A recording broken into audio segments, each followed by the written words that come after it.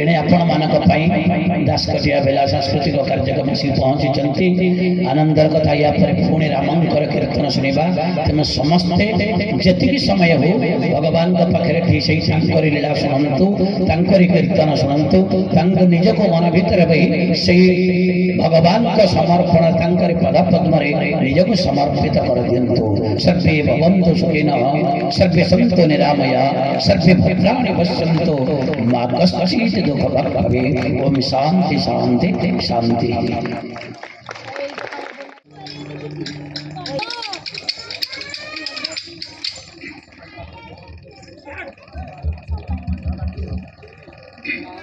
जाकुंदन कुसार हार धवला दाश्वेत पद्मासना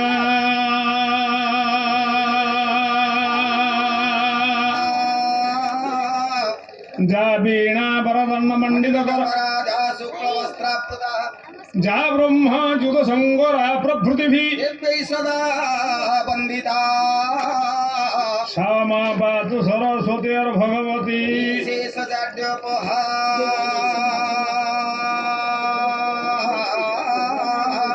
बंदो शारदा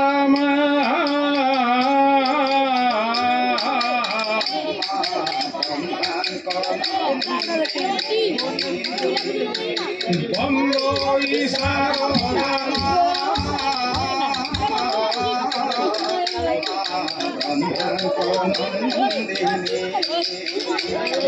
वेद भागुरात बोले माँ वेद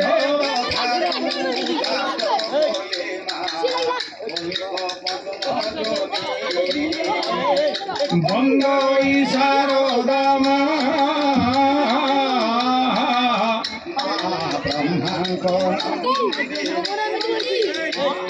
गाय गो दिंदिले मागो सुसोरे देव गोळा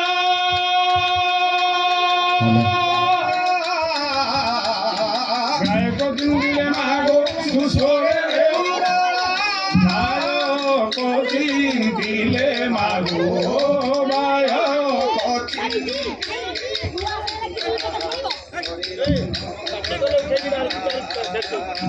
बंदो शारदा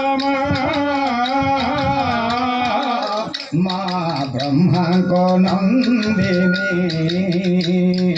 जेते बेले जो बड़ मागो भूली जीवु देवे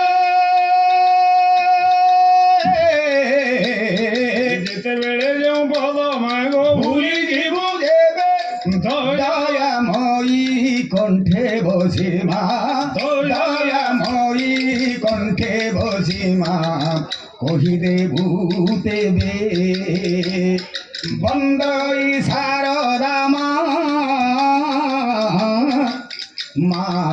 ब्रह्मा को नंदिनी माँ ब्रह्मा को नंदिनी माँ ब्रह्मा को नंदिनी। अच्छा भाई हाँ अरे आमे सर्वप्रथमे मातृपद वंदना कले अच्छा अरे माँ को वंदना कर गोटे कारण हाँ मनीष को लाभ जोटा थी सीटा कर माँ को वंदना कले लाभ कौन अच्छी प्रत्येक जिन तो समस्ते गोटे गोटे मुंडिया मारती भगवान पाखु जाकर प्रवचन होता पंडित श्री सन्यासी दास शर्मा कि आनंदर कथा आज्ञा आम कि दासकाठिया करूँ मुझे भाई पार्नी एत सुंदर प्रवचन श्री भगवान विषय वस्तु से मर्यादा पुरुषोत्तम रामचंद्र आपण मैंने शुणिले एथर दासकाठिया टे शुणु से मर्यादा पुरुषोत्तम रामचंद्र लाम लीला अर्थात विचित्र दुनियार आद्य कांड ठार आरंभ करी लंका कांड उत्तरा पर्यटन 7 कांड विषय वस्तु आपण मैंने शुणिपारे माँ को डाकिबार कारण मुझे गोटे कथा कहले तू तो 11 कथा कही पड़े प्रकृति से गाय गोड़ा भल गोड़ा प्रकृति गोटा को 11 कर नहीं आमर प्रकृति खराब कहीं शुणे आम निम्न स्तर में भत्ता पाइबा लोक तुम भत्ता बांटिया लोक नाई रे कौन मनुष्य कह अरे मु कौन कहली तमे कहल माँ को सेवा कले कौन लाभ मु कहली मु तो जानी माँ हाँ सर्वसहन शक्ति इति माँ ସର୍ବଶୟ ସବୁ ଯାକ ସହିବା ଗୁଣ ରହିଲା। ତେଣୁକରି ତାକୁ ମା ବୋଲିକିରି କହନ୍ତି। ଆଜ୍ଞା ଗୋଟିଏ ଅକ୍ଷର ମା, ହେଲେ ଦୁନିଆ ଭିତରେ ଦିଟା ଅକ୍ଷର ବାପା। ଏ ଯୋଉ ଏମିତି ମା କୌଣସି ଗୋଟେ ପୁଅ ସଂସାର ଭିତରେ ଜନ୍ମ ନେଇଛି। ମା ପ୍ରଥମରେ ଆମକୁ ଗର୍ଭରେ ଧାରଣ କଲା, ଜନ୍ମ ହୁଁ ଆରେ ଜନ୍ମ ହେବା ପରେ ହଁ ଗୋଟେ କୁକୁର ଛୁଆ ଜନ୍ମ ହବ, ହଁ ଗୋଟେ ଗାଈ ଛୁଆଟିଏ ଦବ। ମାଙ୍କଡଟିଏ ଜନ୍ମ ଆରେ ନେବ। ଯିଏ ଜନ୍ମ ଦବ ସିଏ ତା ମା କ୍ଷୀର ଖାଇବ, ଆପେ ଆପେ ସେ ପିଲା। ଆପେ ଆପେ ଜନ୍ମ ହବାର କିଛି କ୍ଷଣ ପରେ କିନ୍ତୁ ମଣିଷ ତା ମା କ୍ଷୀର ଦେଲେ ଏକା ଖାଇବ। ହଁ ସେଇ ତ କଥା ପଡିଛି ଆଉ। ସେଥିପାଇଁ ତା ନାଁ ହେଲା ମା। ହଁ ମା କେତେ କଷ୍ଟରେ ପଡିଥାଉ, କିନ୍ତୁ ମାର ପ୍ରଥମ କଷା କ୍ଷୀରଟି ସନ୍ତାନର ସିଏ ହେଲା ସୁରକ୍ଷା। ଅମୃତ। ହଁ ପ୍ରଥମ କ୍ଷୀରଟା ହେଲା ଅମୃତ, ଯେହେତୁ ଆମର ଶରୀରରେ ରୋଗ ପ୍ରତିରୋଧକ ଶକ୍ତିକି ବଢେଇ ଦିଏ। ଆଚ୍ଛା, ରୋଗ ପ୍ରତିଶୋଧକ ବଢେଇ ଦିଏ। ବିଜ୍ଞାନ ମତରେ ଦେଖିଲେ ରୋଗ ପ୍ରତିରୋଧକ ଶକ୍ତି ଆପଣମାନେ ସମସ୍ତେ ଶୁଣିଥିବେ, ଇଏ ହେଲା ପୁରାଣ। ହଁ ଏଇ ତ ପୁରାଣ ଆଉ କଣ। ମା କ୍ଷୀର କୃଷ୍ଣ ଜନ୍ମ ହେଲେ, କୃଷ୍ଣ ଜନ୍ମ ହେଲେ ଆରେ ଜନ୍ମ ହେବା ପରେ ତାଙ୍କୁ ମା କ୍ଷୀର ମିଳିଲାନି। ମିଳିଲାନି, କାହିଁକି ମିଳିଲାନି? ଅଭାବ ଥିବ, କଣ ଅଭାବ ଥିଲା? ପଇସା ଟିକେ ନଥିବ। ମା କ୍ଷୀର ପାଇଁ ପଇସା ଲୋଡ଼ା କି? ଲୋଡ଼ା ନା କେମିତି?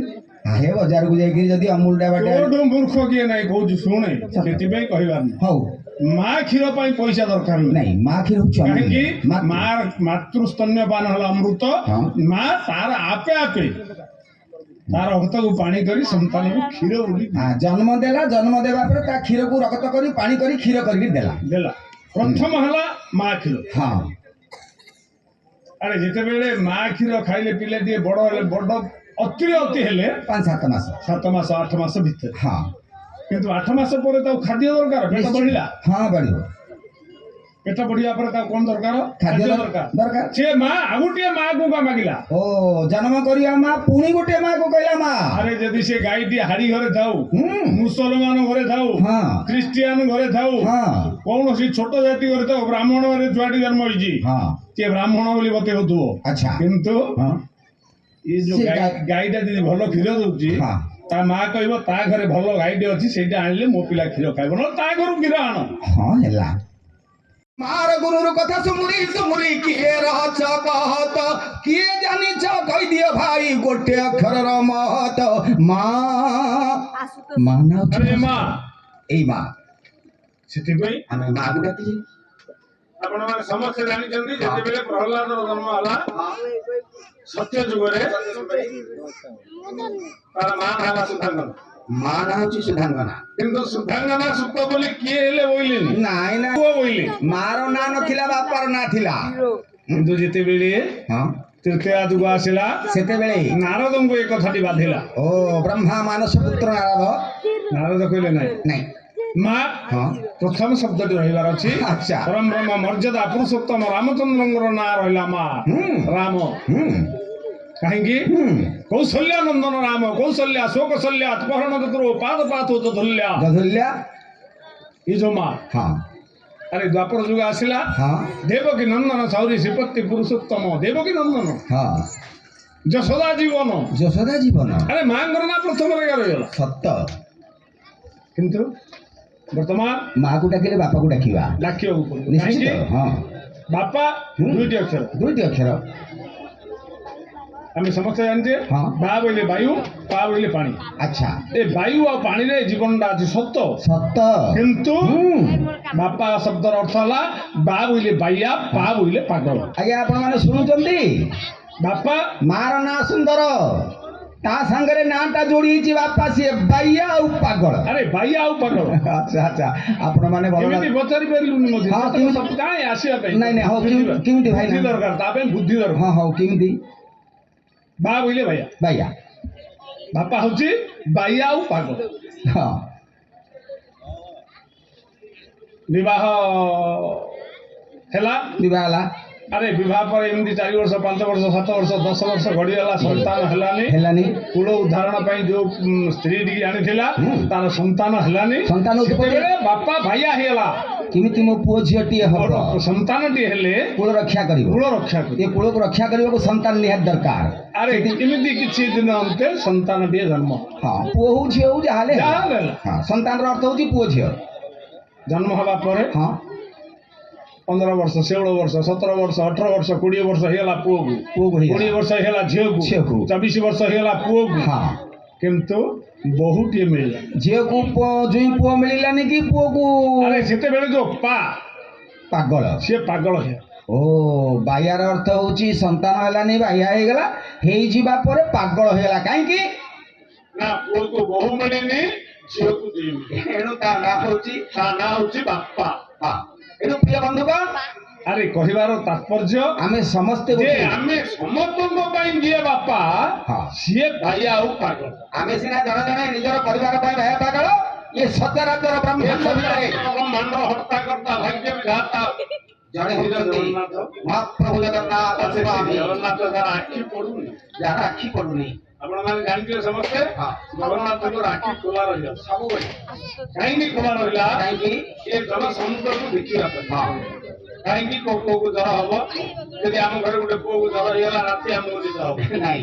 ଆରେ ଏ ଯୋଉ ସଚରାଚର ବ୍ରହ୍ମାଣ୍ଡରେ ସମସ୍ତଙ୍କ ପାଇଁ ରୋଗ ଅଛି, ହଁ ସେ ରୋଗ ନିରାକରଣ କର୍ତ୍ତା ହଉଛନ୍ତି ସେ ଜଗନ୍ନାଥ। ଶ୍ରୀ ମହାପ୍ରଭୁ। ଆରେ ତାର ଆଖିର ଦୃଷ୍ଟି ପଡିଲେ ଆମେ ଭଲ ହେଇବୁ। ହଁ ତେଣୁ ସେ ଏ ଯୋଉ କାଳିଆ ସାନ୍ତ, ସେଇ ପ୍ରଭୁ ଜଗନ୍ନାଥ ମହାପ୍ରଭୁ ଆରେ ସେ ଜଗନ୍ନାଥ ଅଛନ୍ତି କୋଉ ତାଙ୍କ ଘରେ।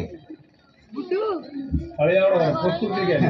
ଭାଇନା ମୋ ଘର ଦିଗ ବଣ୍ଡି ପାଖରେ ଦାସକାଠିଆ କରିବା ପାଇଁ ଖୋର୍ଦ୍ଧା ଜିଲ୍ଲାର ଗୋଟିଏ ଗାଁ, ଅତି ସୁନ୍ଦର ଗାଁ, ଯୋଉ ଗାଁ ଆଜି ପର୍ଯ୍ୟନ୍ତ ମୁଁ ବହୁତ ଜାଗା ଯାଇଛି। ଢେଙ୍କାନାଳ ଯାଇଛି, ବାରିପଦା ଯାଇଛି। ମୁଁ ତତେ ଏତେ ପଚାରିନି ମ କଣ କହ? ଏଡ଼େ ବଡ଼ ସୁନ୍ଦର ଗାଁ, ଦେଖିବାକୁ ଆନନ୍ଦ ଲାଗିଲା। ଏଇ ଗାଁରେ ତ ମତେ ପଚାରୁଛ ଭାଇରେ ଜଗନ୍ନାଥ ଅଛନ୍ତି କୋଉଠି? ମୁଁ ତ ପୁରୀ ଦିନେ ଯାଇନି, ଜଗନ୍ନାଥକୁ ଦେଖିବ ଲୋକେ କହୁଛନ୍ତି ମୁଁ ଶୁଣିଛି। ଆଉ ଜଗନ୍ନାଥ କୋଉଠି? ତାଙ୍କ ଘରେ। ଆରେ ମୂର୍ଖ, ଜଗନ୍ନାଥ ସବୁ ଜାଗାରେ ଅଛନ୍ତି। ଏଇଠି ଅଛନ୍ତି? ହଁ। ମିଛ କଥା। ଆରେ ଜଗନ୍ନାଥ ତ ଆଗରେ ଅଛନ୍ତି। ହଁ ଏଇଠି ତ ଭଗବାନ ଜଗନ୍ନାଥ। ଆରେ ସେ ଜଗନ୍ନାଥ। ଓ ମାନେ ଇଏ ପ୍ରତିମୂର୍ତ୍ତି ଜଗନ୍ନାଥ। କାହିଁକି? ହଁ କହୁଛି ଶୁଣେ। ଆଚ୍ଛା। ଯେତେବେଳେ ଘୋର ଅରଣ୍ୟ ମଧ୍ୟରେ ମୃଗୁଣୀକି ବିପଦ ପଡିଗଲା। ମୃଗୁଣୀ ଗୋଟେ ପଶୁ। ମୃଗୁଣୀକି ବିପଦ ପଡିଛି। ହଁ କଣ ବିପଦ ପଡିଛି? କଣ? ନା ମୃଗୁଣୀ ଦିଟା ଛୁଆକୁ ଧରିକି ଯାଉଛି। ସାଙ୍ଗରେ? ଗର୍ଭିଣୀ ମୃଗୁଣୀ। ସାଙ୍ଗରେ ଦିଟା ମୃଗ ଛୁଆ। ଆରେ ଯିବା ସମୟରେ ହଁ ଗୋଟେ ବ୍ୟାଧ ଗୋଟେ ଦେଖିଦେଲା, ମନରେ ଚିନ୍ତା କଲା ଆଜି ଯାହା ହଉଛି ହଉ, ମୋ ପିଲାମାନଙ୍କୁ ଭଲ ଖାଇବାକୁ ମିଳିବ। କାହିଁକି ନା ଗୋଟେ ମୃଗୁଣୀକି ଦେଖିଲି, ହଁ ସାଙ୍ଗରେ ଦୁଇଟି ଛୁଆ। ଦୁଇଟି ଛୁଆ ଅଛନ୍ତି, ଆଜି ମାଂସରେ ମୋ ଘର ଫାଟିଯିବ। ଆଚ୍ଛା।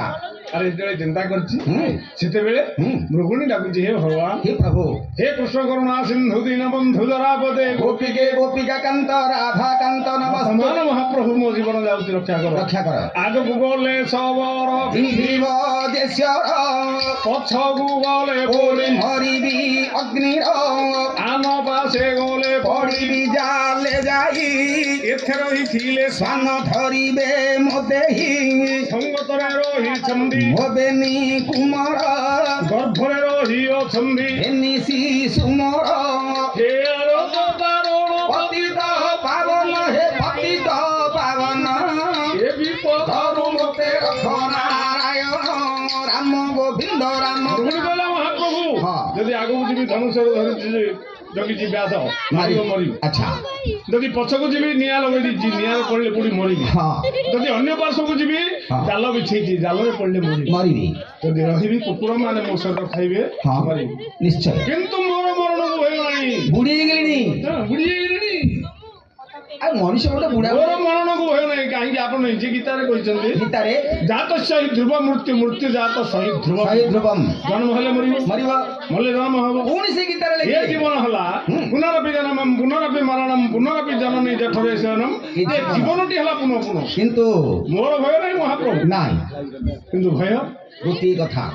ସାଙ୍ଗରେ ଯୋଉ ଛୋଟ ଛୋଟ ମୃଗ ଛୁଆ, ହଁ ତାଙ୍କ ପାଇଁ ମଧ୍ୟ ଭୟ ନାହିଁ। ତାଙ୍କ ପାଇଁ ଡର ନାହିଁ, ନାଇଁ। କରିଦେଇଛି ତାଙ୍କ ପାଇଁ କଣ କରିଦେଇଛି? LIC। ଛି, ମୃଗୁଣୀ ବଣକୁ ଯାଇକି LIC କରିଥିଲା କି ରେ? ଆଜିକାଲି ଲୋକମାନଙ୍କର ମତ ଭିନ୍ନ। ମୃଗୁଣୀ କହିଛୁ କି ନାହିଁ ମୁଁ ଜାଣିନି, କିନ୍ତୁ ପ୍ରଭୁ ମୃଗୁଣୀ କହିଲା, ମହାପ୍ରଭୁ ମୋର ଭୟ ନାହିଁ। ଏ ଯୋଉ ଦୁଇଟି ଛୋଟ ଛୁଆ ଅଛନ୍ତି ପାଖରେ, ଏମାନେ ଏ ସଂସାରର ଆଲୋକ ଆଲୋକ ଦେଖିଦେଲେ। କିନ୍ତୁ ମହାପ୍ରଭୁ ଏ ଯୋଉ ଗର୍ଭରେ ଦୁଇଟି ସନ୍ତାନ ଅଛନ୍ତି, ହଁ ପ୍ରଭୁ। ଆରେ ଦୁଇଟି ଗର୍ଭର ସନ୍ତାନକୁ ମହାପ୍ରଭୁ ରକ୍ଷା କର। କାହିଁକି? ପୃଥିବୀର ଆଲୋକ ଦେଖି ନାହାନ୍ତି। ଆଚ୍ଛା।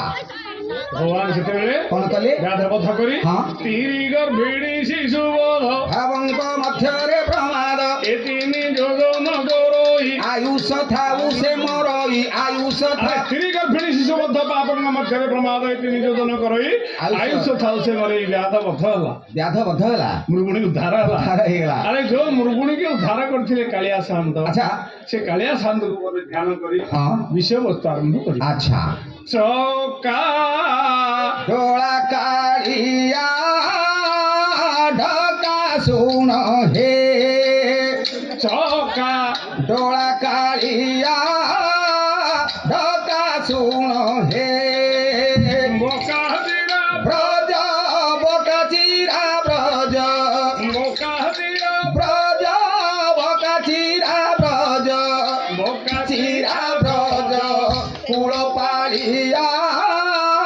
ढका सुन हे चौका डोळा काळिया ढका सुन हे